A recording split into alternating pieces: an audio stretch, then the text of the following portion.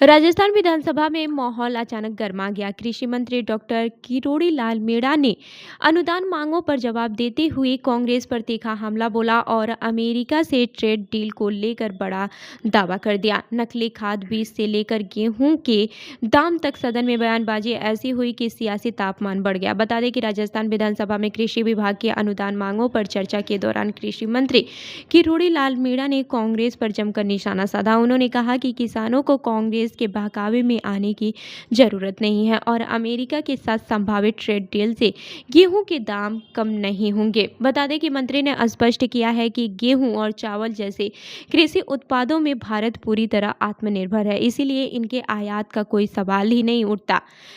उनका कहना था कि सरकार किसानों के हितों में समझौता नहीं करेगी और किसी भी अंतर्राष्ट्रीय समझौते में घरेलू उत्पादकों की सुरक्षा प्राथमिकता देगी। सदन में उस समय हल्की नोकझोंक भी देखने को मिली जब उपनेता प्रतिपक्ष राकेश मीणा की ओर से की गई टिप्पणी पर मंत्री से पूछा गया कि वो तारीफ थी या तंज। इस पर किरोड़ी लाल मीणा ने कहा कि जब ये बोल रहे थे मैं सदन में नहीं था, समझ नहीं पाया कि तारीफ कर रहे थे या खिंचाई।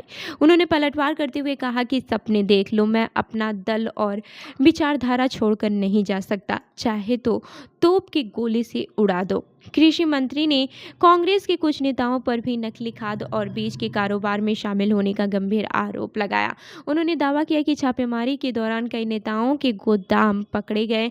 मंत्री के अनुसार बीकानेर में 80,000 किलो नकली खाद का जखीरा बरामद हुआ। इसके अलावा हनुमानगढ़, गंगानगर, उदयपुर और किशनगढ़ में भी खाद, बीज और कीटनाशकों के नकली स्टॉक पकड़े जाने की बात कही गई है। सदन में दिए गए इन बयानों से राजनीतिक हलचल तेज हो गई है। एक और ट्रेड डील को लेकर किसानों को भरोसा दिलाने की कोशिश, तो दूसरी ओर नकली खाद बीज के मुद्दे पर विपक्ष पर सीधा हमला। आने वाले दिनों में ये विवाद और भी तूल पकड़ सकता है। अब सवाल ये है कि क्या ये आरोप सियासी रणनीति है या वाकई बड़ा खुलासा। तो इस खबर पर आपकी क्या राय है, हमें कमेंट करके जरूर बताएं और ऐसी ही अन्य खबरों के लिए हमारी वेबसाइट www.prpnewsindia.com पर विजिट करें। धन्यवाद।